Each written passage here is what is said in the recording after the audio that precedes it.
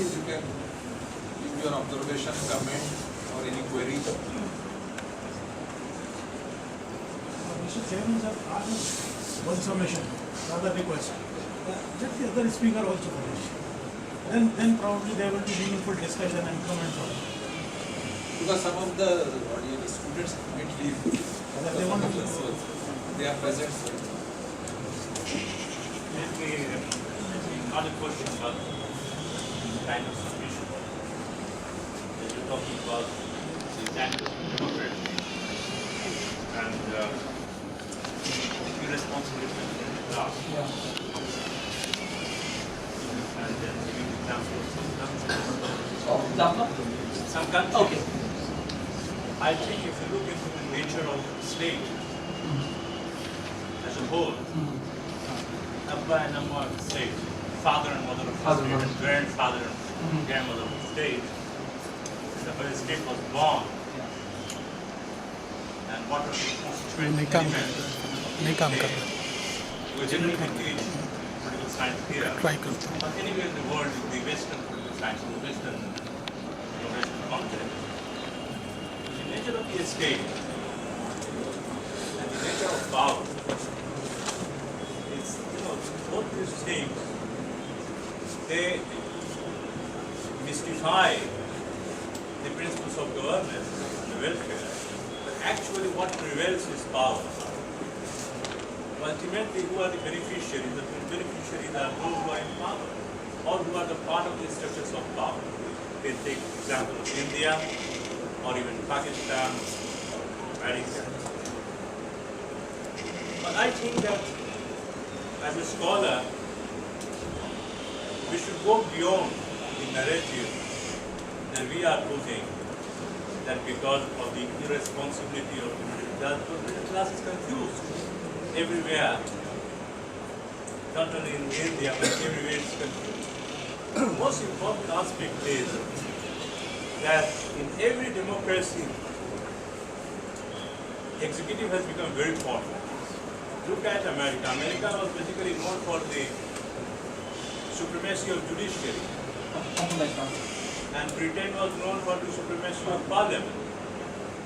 India was in between. Where is the supremacy of parliament now? You see the, the overarching role of the executive. Now look at India, for example. Nowhere in India, in our constitution, it is written we are a parliamentary democracy. Nowhere in our constitution it is written the word federal.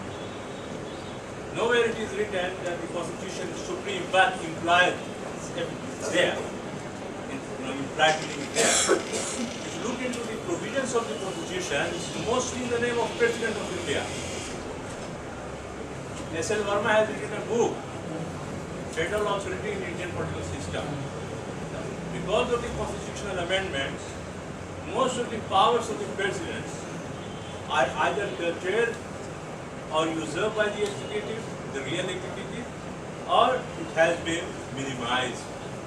You find a very small article, few articles in the constitution about the prime minister, the real, the Rajini Kothari idea of democratic centralism.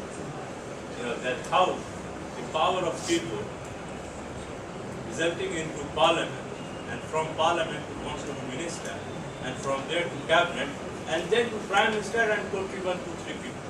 So I think the nature of the state is such, which ultimately and automatically has an automaticity effect, which certainly overpower other forces. And the other last point is the role of media and the digital revolution. They are also the factors how to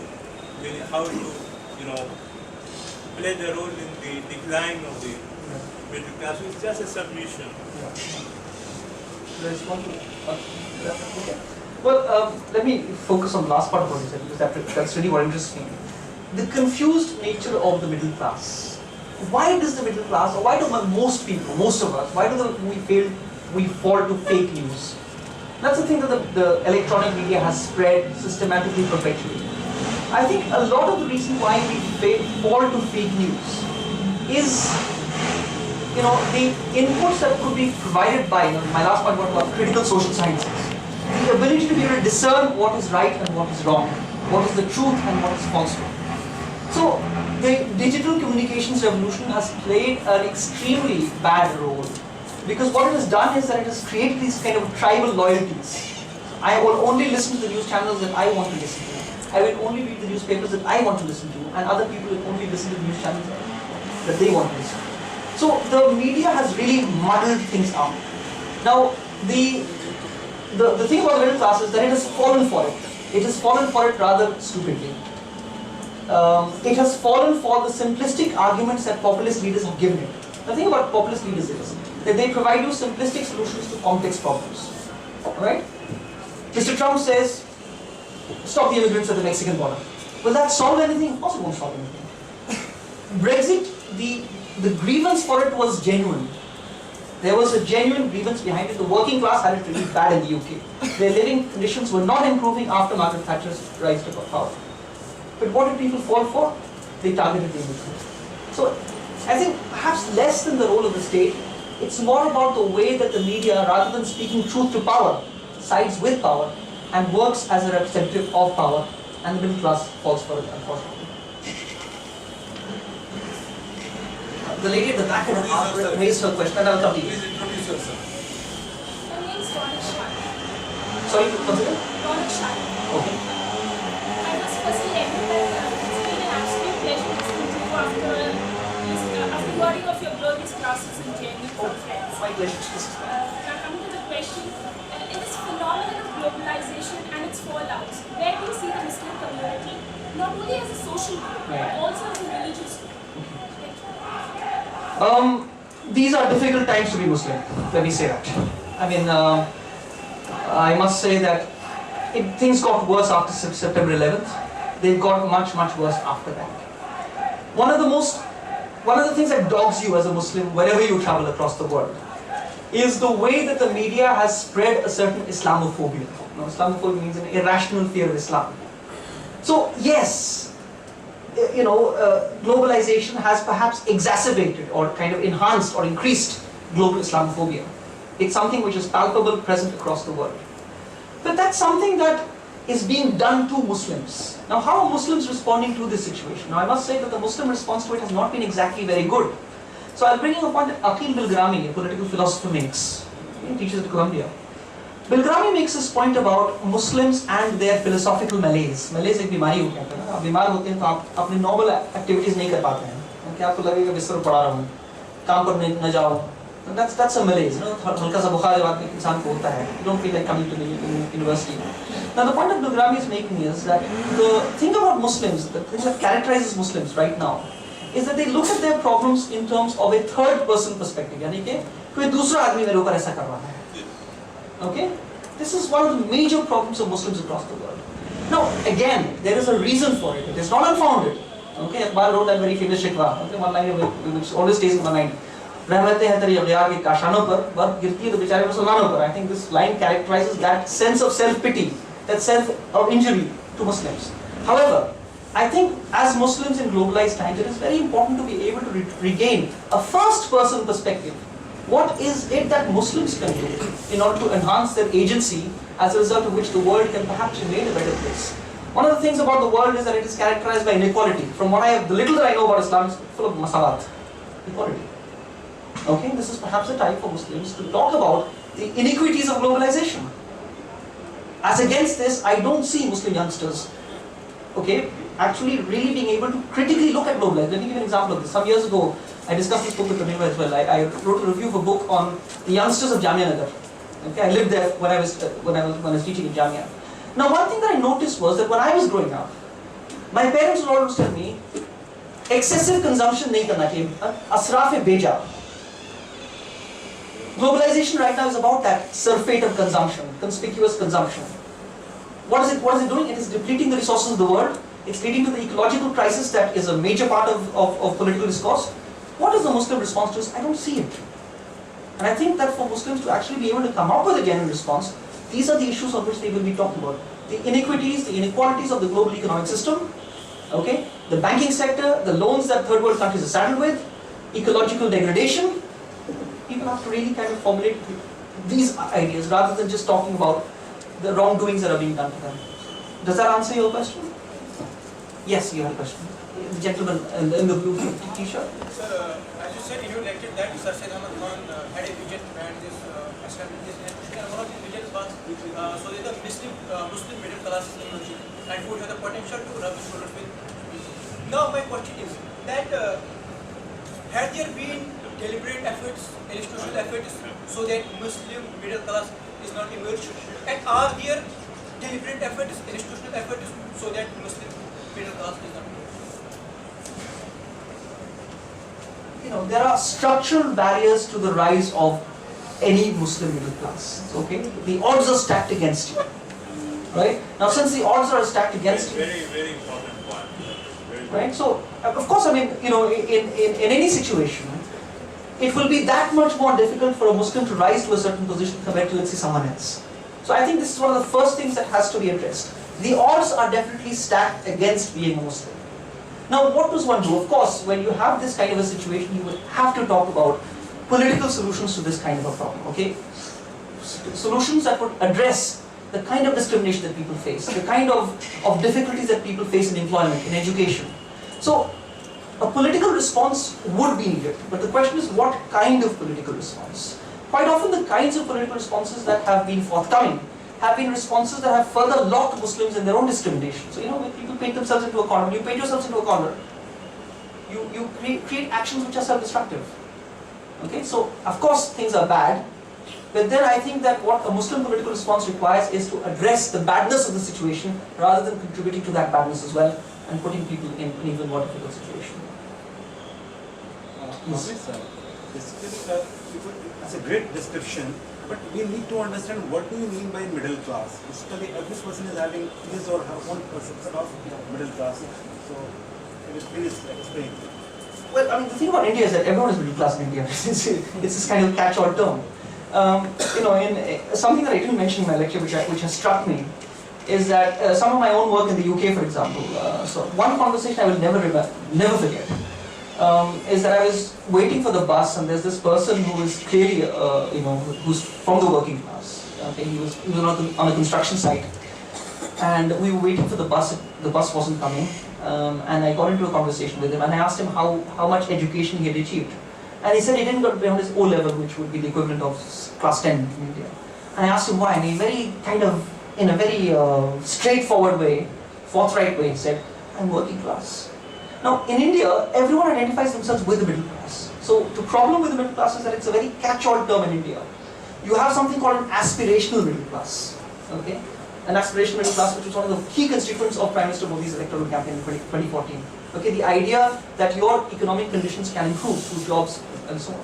You have, on the other hand, this, the estimates of the middle class have been astounding. Some estimates have said that the middle class, the size of middle class, is 250 million to 300 million strong, and that's the size of 350 million, that's the population of the United States of America. I mean, that's one country of middle class. So, I think, how do you define, I mean, there are economic ways of defining middle class, the consumption way of defining middle class, how much are people consuming. But, that's not what I'm really kind of getting into. What I'm talking about is the feeling of being middle class. Okay, what kind of qualifies you to feel middle class? I'm sure if you ask Mr. Ambani, he will tell you I'm a very middle class one. Okay, my father worked his way up. Consumer class. A consumer class. So, I think the idea that I'm trying to put forward is this sense of being middle class. Now, when you have a sense of being middle class, how do you contribute? Not consume, but how do you contribute to the political process? Now, the point that I'm trying to make is that the contribution of the middle class to the political process has generally been a very negative one. Okay. One of the reasons for this could be a lack of, let's say, political education. Let me explain like this. In 1987, the British Prime Minister in an interview said, "There's no such thing as society. There are only individuals." I think that there's this increasingly individualized understanding of being middle class. How the very notion of class has lost any element of solidarity to it. This would be the bane of middle class politics right now. There's a certain kind of me first attitude. Okay, what can I get from this? The idea of the middle class, especially as it is developed in India, is an idea that has developed at the expense of something called a public good. Okay, now education is a public good. health is a public good, housing can be a public good. Now these are goods that are provisioned on the basis of the exchequer getting revenues through taxation. The middle class that has emerged in most countries is a middle class that does not have a sense of how significant a public good is. A lot of this has to do with the economic changes that I talked about, the rise of the new right. So I think I would argue that the new right has put forward a certain notion of the middle class, which is an extremely inward, insular, inward-looking, self-obsessed notion of the middle class that does not understand the significant role that the middle class plays in a polity. To go back to the point that I made from Aristotle, the stability, and hence the problems that we face in the world right now. So once again, to respond to your question, I'm looking at the sense of being middle class, then rather than the objective indicators of what middle class means. Middle class is often considered as the class which is having political impact. Well, it's not true because, I mean, there is, I mean, if you look at voter turnouts, for example, certainly the middle class's voter turnout is far less than, let's say, people of working class backgrounds. So yes, that perhaps is an indicator of the political apathy of the middle class. You know, it could perhaps be a manifestation of the kind of point that I was trying to make, in the sense that the tragedy of the middle class politics perhaps is that it does not have a good sense of the particular contribution that it can and possibly should make to the polity. And that explains the rise of authoritarian leaders. What was the middle class doing? It's abdicating its political responsibility and saying, this messianic figure will take care of all my responsibilities. Ye aa jayega, sab theek ho jayega. So, you know, the Trump thing, Brexit in the UK, Duterte in the Philippines, Brazil, I mean, it's going to the second round polls will be held tomorrow. From what I've been reading, it is likely that Bolsonaro will become the president. And that's again the middle class abdicating its responsibility and saying, okay, a messianic figure can take care of our responsibilities. So can we say able and sustainable class, right? Yeah, better. I don't know. I think Able and sustainable. The lady here had raised her hand earlier. Yeah. Sir, I'm Rabia. Rabia. I'm Rabia. Okay.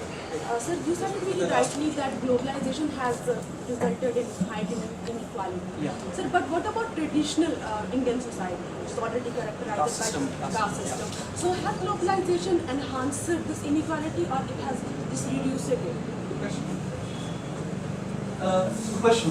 I think we already, experienced levels of inequality. Globalization has buttressed, reinforced, and in the Center for Sociology, Jyotika study of people from the minorities and the Dalits putting in their CVs for employment in the corporate sector, summarily being rejected and being discriminated against.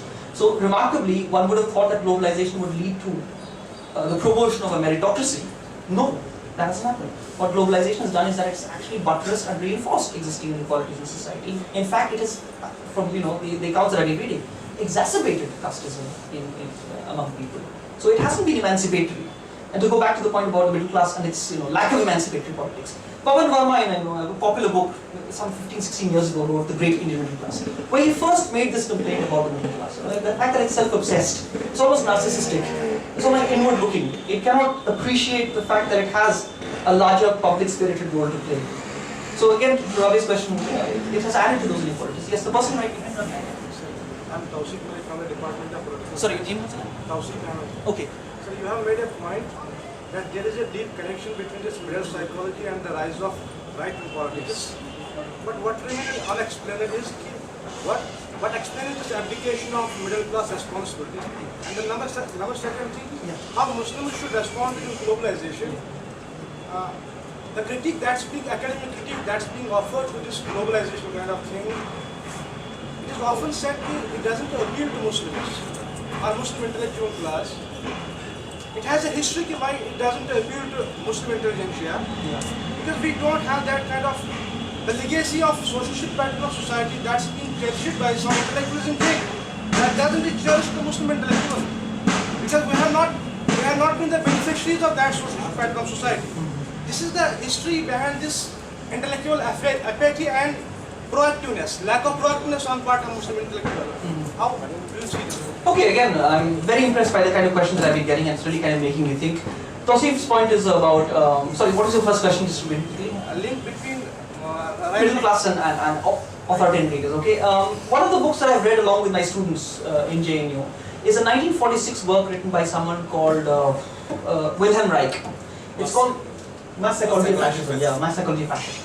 Now, the point that Reich is making, and he wrote this book just after the fall of the Nazi regime, is that there is a certain kind of yearning within, middle classes to actually be able to elect authoritarian father-like figures. And I think that explains it, that idea, this yearning, this desire for someone to come and take up the responsibility of taking decisions on your behalf. Now, the thing about democracy that we often say is democracy is all about people's empowerment, right? That's how we understand democracy. Now, what has been happening across the world is, it's basically like democracy should be about people taking decisions that impact their lives. Increasingly, the politics that we see is a politics in which decisions are taken on behalf of people.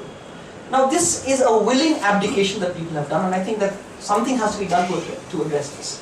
Also, there are certain studies in psychology that I've read, which actually suggest that there is, whether you are Australian or Indian or French or Italian or New Zealand or whatever you are, there is a tendency on the part of the middle class to accept unwarranted acts of authoritarianism. When politics teaches us that a lot of politics should be about being able to speak truth to power. Let me give you an example of this. In the 1990s, when I was a student, the concept of eating out became very popular in India. Okay, bahar jaakar ke khana khana, बेइंतहा पैसा खर्च करना. So we would go to Center Point and Mezban and these places, right? उस ज़माने में 450 rupees में खाना खाते थे लोग. So once I remember we went to Mezban, 500 rupees, 470 rupees or something was the bill. We gave a 500 rupee note. We didn't ask for the change back because it would be considered to be bad manners. बड़े restaurant में जाना तो this would be not be a good thing. But on the way back from Center Point to Allama Iqbal Hall, which was my hostel, we fought with the rickshawala for 1 rupee. Okay? Now this shows the way in which people respond to power. A response to power is subservient, but the person below you, you are willing to bully that particular person. I think that's the bane of globalization right now. It's led to a kind of political bullying. The strong ganging up against the weak, and hence the inequality that we talked about. Intellectual apathy, I don't know. Yes, it is very important for the Muslim community to be able to throw up an intellectual leadership that is capable of addressing the kind of grand global problems that we are facing, economic, climate change, global inequalities, the financial system. There's so much talk in Islamic theology about the forbiddance of riba, usually interest. Look at the global financial system. It is a system that is rigged because of interest rates. The US Fed changes the interest rates. Markets here suffer. So I think, I don't understand why Muslims are not really able to respond to these questions. Hence, the point that I often make, the role of the social sciences, the humanities, philosophy is very important. Yes, we need engineers, fine. Okay, but we were told when we were students at Legal, I have an important question. But later on, the second speaker, I think. Thank you very much, Amir.